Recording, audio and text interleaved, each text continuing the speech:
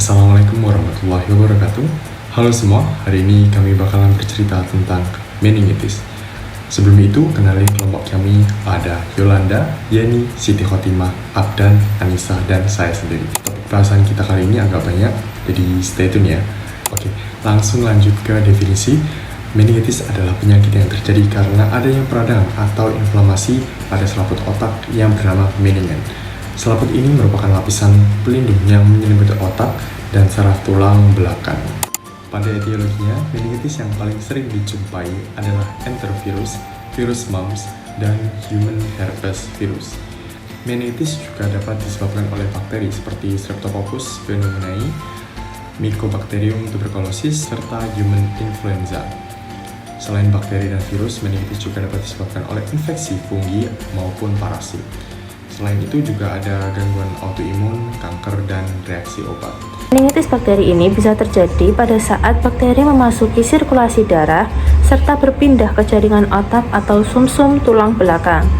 Nah, meningitis bakteri memiliki beberapa jenis, antara lain Haemophilus influenzae, Streptococcus pneumoniae, dan Neisseria meningitidis.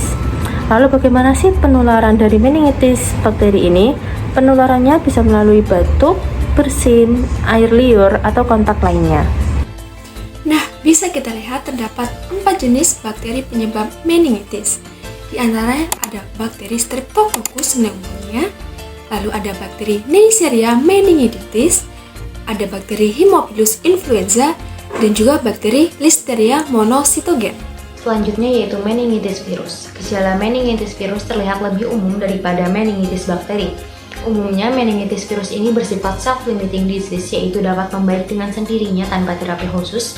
Adapun jenisnya ada 3, ada enterovirus, virus mumps, dan juga human herpes virus. Selanjutnya yaitu meningitis parasit.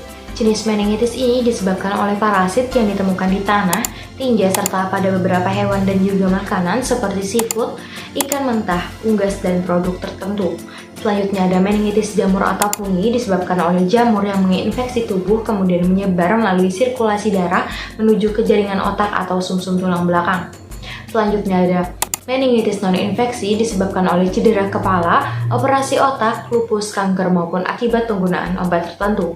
Faktor resiko yang pertama, tidak mendapatkan jenis imunisasi tertentu seperti vaksinasi HIV, MMR, Pneumococcal meningococcus.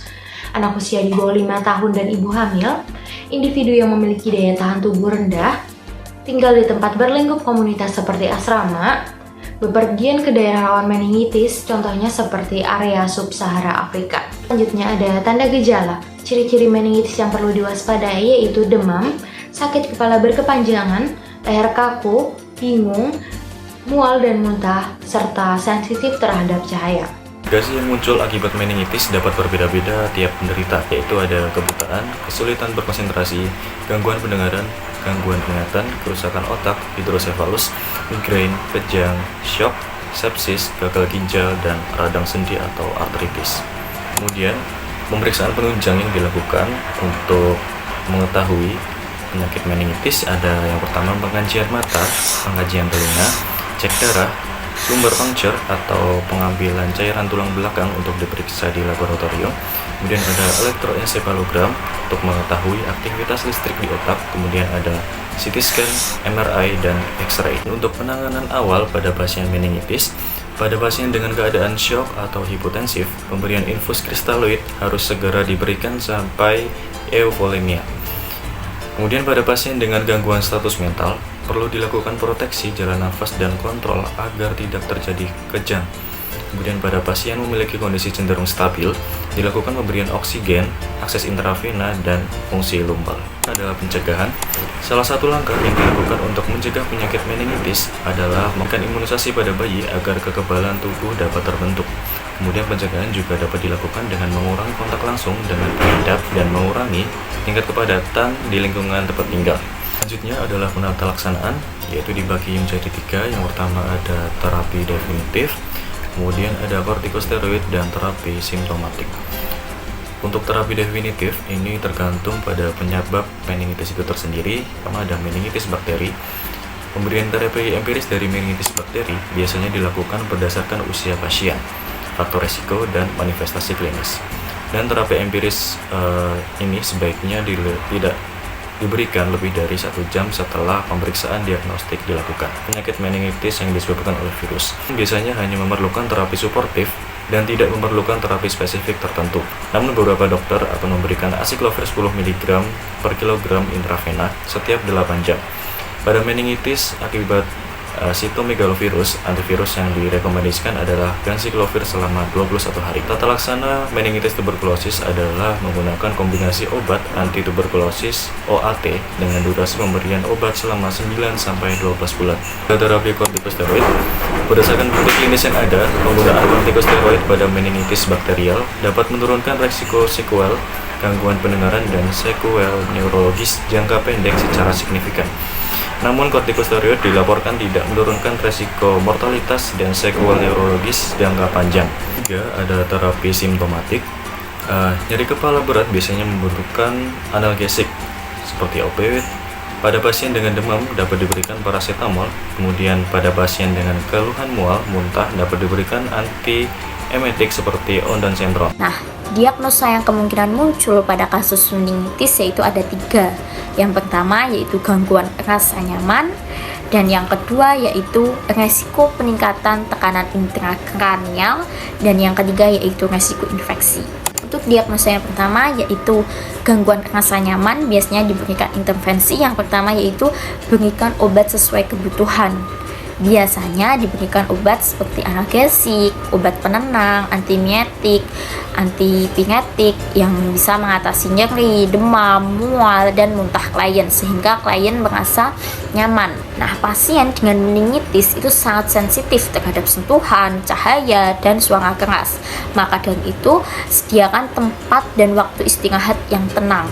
Nah, di sini pengawat mungkin bisa meninggikan kepala atau memutar posisi pasien untuk mengantisipasi episode kejang atau muntah. Untuk intervensi yang keempat yaitu jelaskan seluruh prosedur. Nah, sebelum melakukan tes seperti itu, alangkah baiknya kita menjelaskan semua prosedurnya kepada pasien, mengedukasi pasien tentang apa yang diharapkan untuk mencegah kecemasan dan peningkatan stres.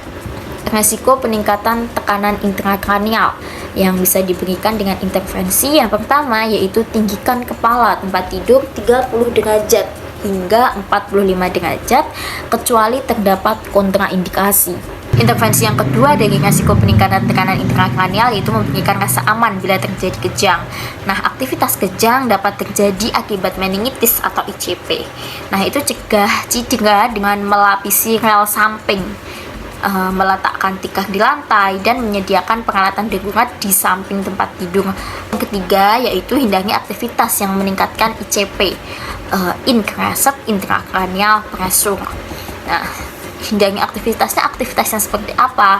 Aktivitas seperti batuk, menyedot, mengubah posisi, dan mandi. Itu berikan diuretik osmotik.